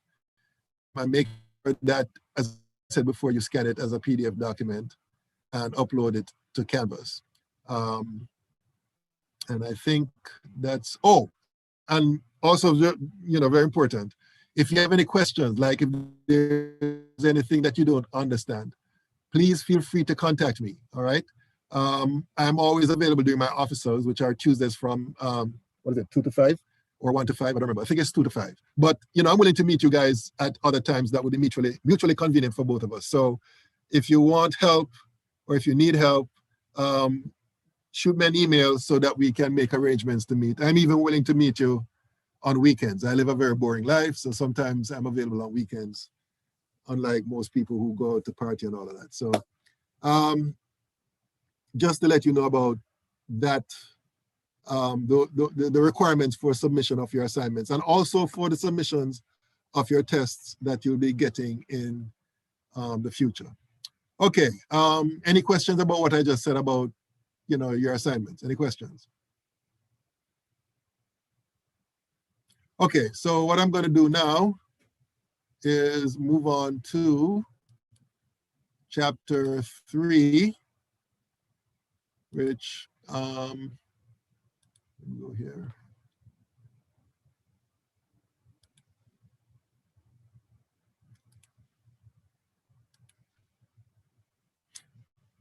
And again, many of the stuff discussed in chapter 3, which deals with stoichiometry, you would have covered before. So I'm going to go through this chapter rather quickly. So stoichiometry. Now, stoichiometry, as you should know from your previous experience, is that area of chemistry which deals with the quantitative relationships between substances involved in a chemical reaction. All right. So you, in this section, will be dealing with situations where, for example, you're given a certain amount of reactant and you're asked, let's say, to determine a certain amount of product that you expect to get based on the information provided. All right. So that's what stoichiometry is all about. Now, before we get to the actual topic, there are a couple of topics that we need to review, one of which is molecular mass. And this is something you should all be familiar with. The molecular mass is basically the sum of the masses of the atoms represented in a molecular formula. So for example, in the case of water, for which the molecular formula is H2O, all you have to do is consult the periodic table and you look up the atomic masses of all the elements. In the case of hydrogen, the atomic mass is 1.0079 AMU. Of course, you have to multiply that by 2 because you have 2 atoms of hydrogen represented here. And then you add that to the atomic mass of oxygen, which is given here. And the result would be the atomic mass, or I should say the molecular mass of water, right? So that's very simple. Nothing too difficult about that. And it doesn't matter if the molecule is as small as water or large as other molecules, such as glucose. It's the same idea, same principle. So as you can see here in the case of glucose, the formula is C6H12O6. So all you have to do is look up the atomic masses of carbon, look up the atomic masses of carbon, hydrogen, and oxygen, multiply each of them by their respective subscripts, and then you add them together to get the molecular mass of glucose. This here is just basically showing you the same thing for sulfur dioxide. So nothing too complicated about that. You should have met that before. Another concept that you need to be familiar with is what is known as the formula mass. And the formula mass is basically the same thing as the molecular mass. The only difference is that we use the formula mass for writing down, in most cases, we use it to calculate for ionic compounds, right? Because you know that ionic compounds does not exist as molecules. We're going to talk about that later on. But basically, we use the formula that is representative of that ionic compound, and we do basically the same thing. We add up the atomic masses of the elements that make up the compound, and that's it. So in the case of sodium chloride, we simply add the atomic mass of sodium to the atomic mass of chloride or chlorine, which is 1-to-1, and the result would be the formula mass of sodium chloride. So we use the formula mass term with respect to ionic compounds, but we use molecular mass with respect to ionic compounds. Okay, this again is something that you should be totally familiar with, Avogadro's number. Avogadro's number, by definition, is the number of elementary entities that is present in 1 mole of anything, and this literally means anything, all right? Of course, in chemistry, we apply it to small particles like atoms, molecules, and so on, all right? And that number, of course, is shown here, 6.02 times 10 to the 23, right? Entities per mole. So for our purposes, we're just going to round this off to 3 sig figs, all right? So 1 mole of anything, and it doesn't matter, as I said before, it could be 1 mole of balls, 1 mole of stars, 1 mole of molecules, it doesn't really matter, all right? Now, the definition of a mole, right, is, well, not the definition, but the way the term mole was derived, or that, oh, let me just stick to definition. It's given right here. It's the amount of substance that contains as many elementary entities as there are atoms in exactly 12 grams of the carbon-12 isotope, all right? So basically, what this is saying is that the definition of the mole is basically the amount of a substance that contains a number of elementary particles, such as molecules, ions, etc., which would be the same as the number of atoms in exactly 12 grams of the carbon-12 isotope. So that's a definition of the mole, all right? And that number turned out to be what we said here, 6.02 times 10 to the 23, all right? Very important concept, as you're going to see. Well, you should appreciate that before from your introductory chemistry course, but we're going to see some more applications of this concept later on. So as I said before, the mole concept literally can be applied to anything. As I said before, 1 mole of stars, 1 mole of pennies, 1 mole of tennis balls, pretty much anything. If you have that number, 6.02 times 10 to the 23 of that thing, then basically that is equal to 1 mole of that thing, all right? But as I said before, we in chemistry, we use the mole concept in terms, or the Avogadro's number, I should say, in terms of counting microscopic entities, such as molecules, atoms, protons, electrons, neutrons, etc. All right? Okay, so when it comes to chemical reactions, you can see the relationship between the number of atoms, and then we can extend it to moles. So let's look at what happens at the molecular level in the reaction between carbon and oxygen. So as you can see here, we have a carbon atom here, and we have an oxygen molecule here. They come together to form the carbon dioxide molecule. So you can clearly see that's a 1-to-1-to-1 ratio between the carbon atom, the oxygen molecule, and the carbon dioxide molecule. For every 1 carbon atom that reacts with 1 molecule of oxygen, you're going to end up with 1 carbon dioxide molecule. So if you extend that to Avogadro's number of these species, in other words, Avogadro's number of carbon atoms reacting with Avogadro's number of oxygen molecules, that will give you Avogadro's number of carbon dioxide molecules, all right? So remember, each of these would be 1 mole, right? So what that tells us is that 1 mole of carbon atoms will react with 1 mole of oxygen to give 1 mole of carbon dioxide molecule, all right? And as you can see, even though it's a 1-to-1-to-1 mole ratio between these different substances, the actual masses are different. For 1 mole of carbon, the actual mass is 12.011 gram. For 1 mole of oxygen molecules, it's 31.9988 grams. And for 1 mole of carbon dioxide molecules, it's 44.010 grams. All right? So the masses are different, okay? But the number of atoms or the number of molecules are the same right across for this particular reaction. Okay, another thing I want to point out in this case, which is kind of like, you know, a side topic. If you remember, we said in chapter 1, I think it was, that the conservation of mass law says that in a chemical reaction, the total mass is conserved. And we can see that demonstrated in this example because we have 2 reactants here coming together to form 1 product. And if you add these 2 together, the 12.011 gram to the 31.9988 grams, you'll see that they'll add together to give you the mass of the carbon dioxide, which would be the only product on this side. So this demonstrates, again, the conservation of mass law. Okay, another concept that you should have been introduced to in introductory chemistry is the concept of molar mass. And the definition of the molar mass is given right here. The molar mass of a substance is the mass of 1 mole of that substance, right? So whatever the molar mass is, numerically, that tells you that for 1 mole of that substance, that would be the mass.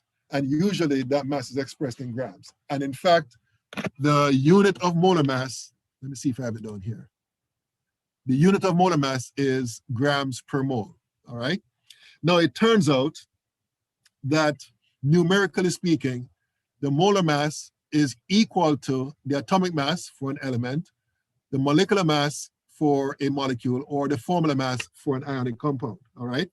So for example, if you consult the periodic table and you look up the atomic mass of sodium, and you'll see that the atomic mass is 22.99 AMU, that's a unit, right? then you can also say the molar mass of sodium is 22.99 grams per mole. So as stated here, 1 mole of sodium will have a mass of 22.99 grams, all right? So that 22.99 does not only represent the atomic mass, it also represents the molar mass. The only difference is that the atomic mass would be expressed in AMU, which is atomic mass units, while the molar mass will be expressed in grams per mole. And you'll see the same thing in the case of carbon dioxide, right? The molecular mass of carbon dioxide is 44.01. You get that by adding up the atomic masses of the carbon and the 2 oxygen atoms, right? So the molecular mass is 44.01 AMU, which means that the molar mass of carbon dioxide is 44.01 grams per mole, all right? So that's basically what the molar mass is all about. So remember, the molar mass by definition is the mass of 1 mole of that substance. Okay, so we can basically use this concept and use what we have learned so far in terms of the molar mass and the Avogadro's number and all of that to basically do some calculations where we do some conversion, for example, from grams to moles and from moles to the number of atoms or molecules or ions, whatever, by using or representing certain terms as conversion factors. So for example, the molar mass, remember we said by definition that molar mass is the mass in grams per mole. We can actually represent that as one of 2 conversion factors. So this is one of them, the grams of the substance per mole, or the other way around, the mole of substance per grams, all right? So we can use those as conversion factors as we said before. So for example, let's say you're given this problem. You're given 0.250 moles of ammonia and you're asked to calculate the mass in grams for this substance, for this amount of ammonia in moles. So what we do is, firstly, we need to determine the molar mass of ammonia. And we do that like we did before. We simply go to the periodic table and look up the molar masses of the nitrogen and the hydrogen, and we add them up according to the formula. And this is what you get for the molar mass, which is 17.024 grams per mole. The next step is that we start off with the given moles of ammonia, which is 0.250 moles, and then we multiply by the appropriate conversion factor, which represents the molar mass. And you'll notice that the way it is set up here is that we put the 1 mole down here and the mass in grams above as a numerator. And the reason why we do that, the reason why we set it up that way, is because we want to ensure that the moles of ammonia units will cancel out each other here and here. And then we do our number crunching on our calculators, and we end up with our answer here, which is 4.26 grams. And of course, we have to make sure that we round this off appropriately, which we did here because we have 3 significant figures here, and we have 5 significant figures here. So therefore, this is the answer, 4.26 grams of ammonia. All right. So that's basically how we would do a problem of this type. Admittedly, this is a relatively simple problem. And of course, things can become a bit more complicated when it comes to these type of calculations. Are there any questions concerning this? Any questions on this example? Any questions? Okay. Oh, we're almost at the next 50-minute period. So I'm going to take a break here again. It's 11:49. So we'll resume at 12 o'clock.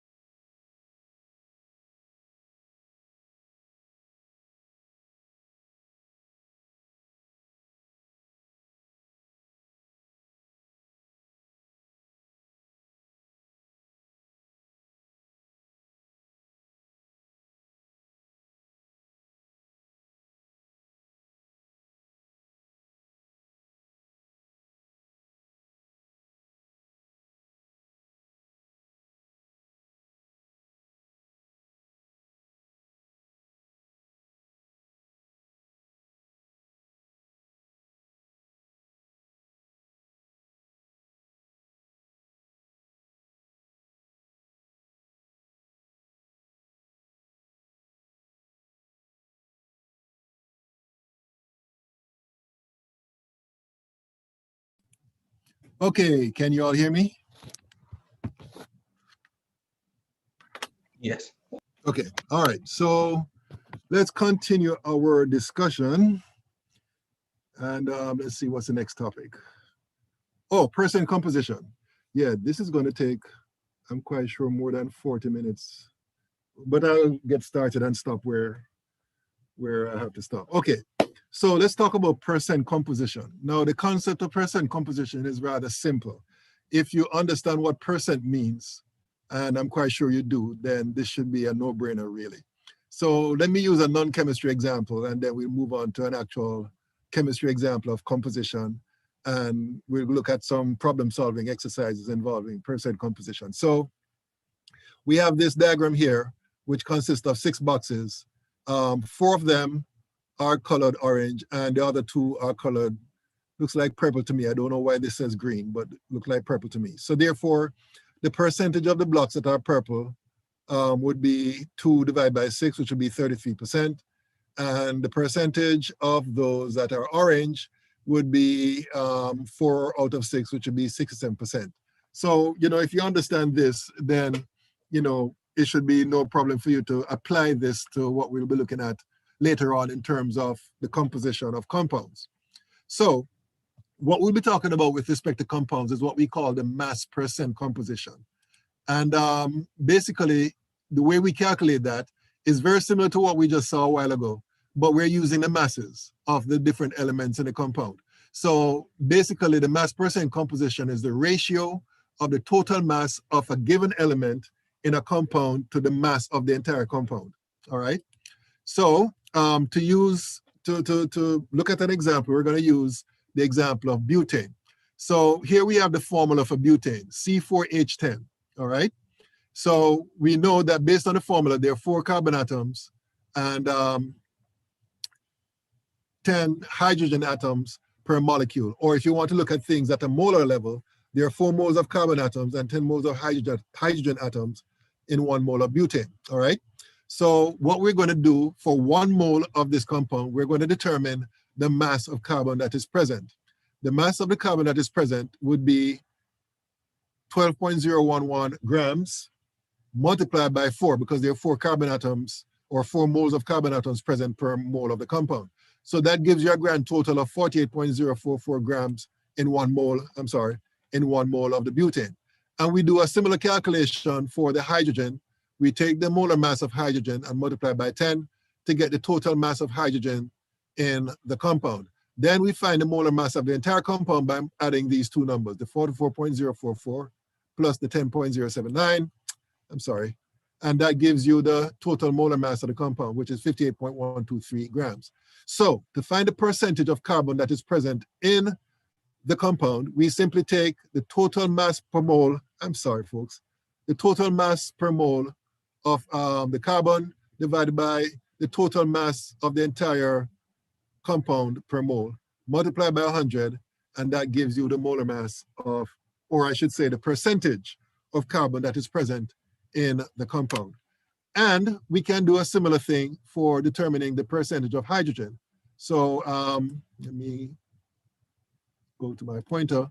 So in the case of hydrogen, let me squeeze it up here. So to calculate the percentage of hydrogen, we take the total mass of the hydrogen here, which is 10.079 grams, and divide it by the total mass of the entire compound per mole, which is 58.123 grams, and we multiply by 100%. So that should be equal to 10.079 divided by 58.123. And according to my calculation, multiplied by 100. According to my calculation, this is equal to, round off to 5 sig figs, or actually, 5 sig figs. So that would be equal to 117.314%. All right. And of course, because there are only 2 elements present in this example, when you add the 17.314 to the 82.66, you should get, if not 100%, a number close to 100%. Let me do that here. So 17.314, and I add that to 82.66. The answer I get when rounded off to 2 sig figs or 2 decimal places would be 99.97, which is effectively 100%. So that's basically how you determine the percentage by mass of elements present in a compound. Okay, and that's if you're given a formula, right? If you're given a molecular formula, that's the way you go about doing it. All right, so let's see, what next? So let's talk about the difference between molecular and empirical formulas. We talked about this earlier, but this will become important later on in this chapter, because what you're going to find is that we can use information concerning percentage by mass composition to determine the empirical formula for a compound. And then using other information, we can determine the molecular formula. So let's remind ourselves of the difference between the empirical formula and the molecular formula. The empirical formula gives the simplest whole number ratio of the elements in a compound, right? So that's the empirical formula. The molecular formula gives you the actual number of atoms of each element present per molecule. And we looked at the glucose example earlier, and we're going to look at it here again. So in the case of glucose, this is the molecular formula, C6H12O6. What this tells us is that for every molecule of glucose, you have 6 carbon atoms, 12 hydrogen atoms, and 6 oxygen atoms. However, the empirical formula for this is CH2O, and that's because this is showing you the ratio of the carbon to hydrogen to oxygen atoms in the compound, all right? Now, and I think I made this point earlier when we first met this topic. There is a whole number relationship between the empirical formula and the molecular formula, right? In this particular case, we would multiply all the subscripts by the number 6 to get from the empirical formula of CH2O to the molecular formula of C6H12O6, all right? What we're going to learn in this section is how do we determine that number, 6? If you're given information about the empirical formula and you're asked to find the molecular formula, how do you get from the empirical formula to the molecular formula? In other words, how do you determine the integer by which you multiply the empirical formula to get the, multiply the empirical formula to get the molecular formula? So what we're going to do, and this I think will be the last thing we're going to discuss in today's class. So here's an example of a typical percent composition problem. Let me see if I can bring it up on my other computer here. 1 minute.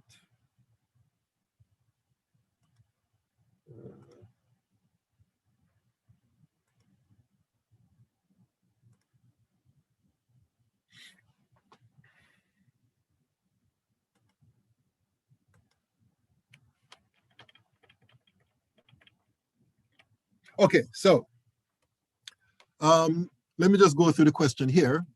It says a compound is comprised of 40.01% carbon, 6.72% hydrogen, and 53.27% oxygen. Excuse me. So the question is asking for you to calculate the empirical formula for this compound. Now, if you're given a question of this type, where you're given the percentages of the different elements that make it up, the very first step that you would take is that you assume that you're working with 100 grams of the compound for convenience sake. Now, why is it convenient for us to assume 100 grams? Because if you assume any other mass, then you'd have to actually multiply that mass by 40.01%, let's say carbon, in order to get the actual mass of the carbon in that particular mass of the compound. If we assume 100 grams of the compound, then basically these percentages would represent the masses of the different elements in the compound, all right? So that's the very first step that you would take. You would just basically express these percentage values as the grams of the different elements that make up the compound. Okay, so let me open up my writing application here, and let me remove that previous material. Okay, so what I'm going to do is construct a table. I prefer to do it this way. You have carbon, you have hydrogen, and you have oxygen, all right? So the first row in this table, let me separate these two.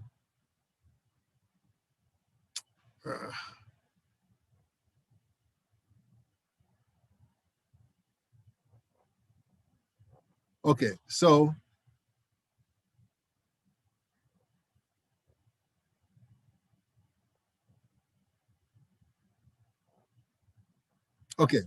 the first row would be the masses that we assume, right? So according to the question, the mass of carbon would be 40.01 grams. The mass of the hydrogen would be 6.72 grams. And the mass of the oxygen would be 53.27 grams, all right? So the next step would be to determine the moles of each of these, all right? So in the case of carbon, that means that we divide 40.01 grams by the molar mass, which would be, or multiply by 1 mole over 12.01 grams. Of course, you'd get these numbers from the periodic table for the different elements. We're going to do the same thing for the hydrogen, 6.72 grams multiplied by 1 mole over 1.008 grams. And in the case of oxygen, it's 53.27 grams multiplied by 1 mole divided by the molar mass, which is 16.00 grams. All right, so we have to do some number crunching here. So I'm going to divide 40.01 divided by 12.01. And what I got here is 3.33 moles. And then I'm going to do the same thing, 6.72 for the hydrogen divided by 1.008. And according to my results, this would be equal to 6.67 moles. And then 53.27 divided by 16.00. And that is going to give you, when rounded off to 4 sig figs, 3.339. And in fact, I just realized something. I needed to round off this one to 4 sig figs. So let me correct that. 40.01 divided by 12.01. So that'll be 3.331. So let me erase this here and replace it with 3.3331 mole, all right? So that's what we do at this point. And then the next step is where we find the simplest ratio between these mole values. Okay, what's going on here? So I need to extend this line down, and this line down. Okay, so what we do to find the simplest ratio, we examine these numbers here, the 3.331, the 6.67, and the 3.33. Hold on, what was that? Let me do this again. I'm sorry, folks. 53.27 divided by 1/6. Okay, this should be 3.329. So let me erase this here. So this will be 3.329.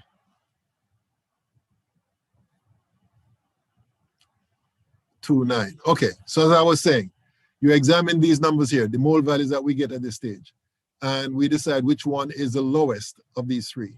And obviously the lowest one would be this number right here, right? Moles. So what we do is divide all of these by the lowest, right? Mole value. So in this case here, this divided by itself will give you 1. 6.67 divided by 3.329 gives you, when rounded off to 3 sig figs, 2.00, and 3.331 divided by 3.329 gives you, when rounded off to 4 sig figs, 1.001. All right. So what we do next, so we got this row here by dividing right through by 3.329 moles. All right. So you'll notice that, this is 1.01. So this can be rounded up or rounded down to 1. This can be rounded off to 2, and you have 1 here. And these numbers will serve as the subscripts in the empirical formula. So therefore, the empirical formula for this compound will be CH2O. And that's basically how that is done. All right. So that's it as far as this is concerned. Any questions about this particular example? Any questions? And that's for the empirical formula, right? And that's for the empirical formula, exactly. Okay. To get the molecular formula, we need more information. We're going to get to examples of that next class. I don't think we can. Let me see what we have next. Okay. I think we have enough time to do this first example here. I don't think we can go into the next example, but go back to this here. Yeah, so this is the empirical formula. Any questions? Any other questions about this? Any other questions? Okay, so let's see if we can do another example in the time that we have left. So the next example is very similar. They gave you the percentages of the different elements for this compound, which is known as phenol. And again, you're asked to determine the empirical formula, all right? So let me go back out of that and go back to my writing. You know what, let me try this one here. See if I have better luck with this writing application here. Okay. So let me again construct the table. Carbon, hydrogen, oxygen.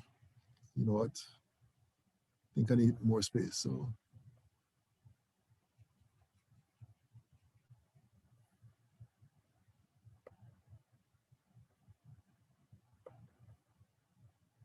oxygen, all right. So again, we make the assumption that the percentages, oh shoot, what am I doing?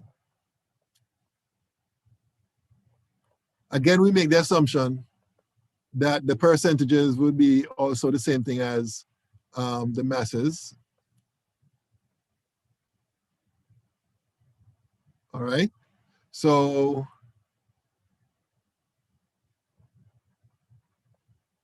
for carbon, according to the question, that would be 76.57 grams. For hydrogen, that would be 6.63 grams. For oxygen, that would be 17.00 grams, all right? So,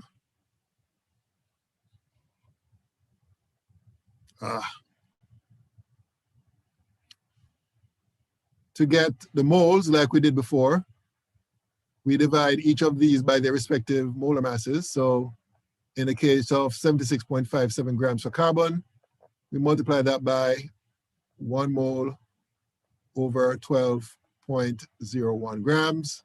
In the case of hydrogen, that would be 6.63 moles multiplied by 1 mole over 1.008 grams. In the case of oxygen, that would be 17.00 grams multiplied by 1 mole divided by 16.00 grams. And then we do our number crunching at this point. So 76.57 divided by 12.01.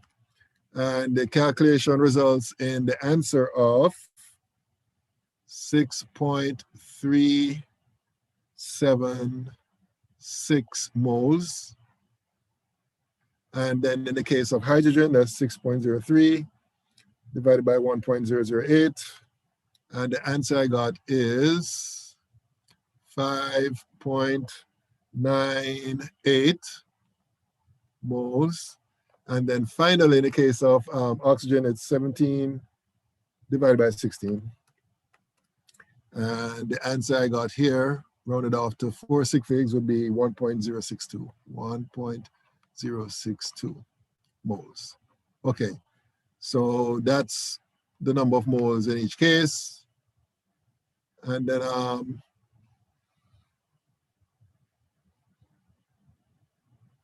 the next step, of course, is we find the simplest ratio. So we identify that which is the lowest as far as the moles are concerned, which is this, and we divide right through by that value. So this will give you 1, and then 5.98 divided by 1.062 gives you 5.631. So 5.6631, and then 6.376 divided by 5.631, and that gives you, I have a funny feeling I'm doing something wrong. What am I doing wrong? Okay, I realize I made a mistake, and the mistake was or is that I have the wrong number here.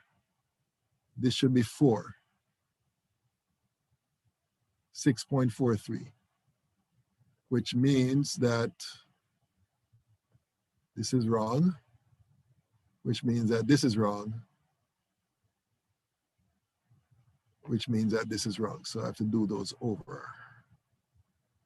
So this should be 6.43 here. And when that is 6.43, when that is divided by 1.008, the answer is 6.379. So as I was saying, I'm dividing right through by 1.062. So 6.379 divided by 1.062. And the answer I got here is 6.007, rounded off to 4. No, actually 6.01, round off to 3 sig figs. So let me erase this here, erase this here. And this should be 1 right here.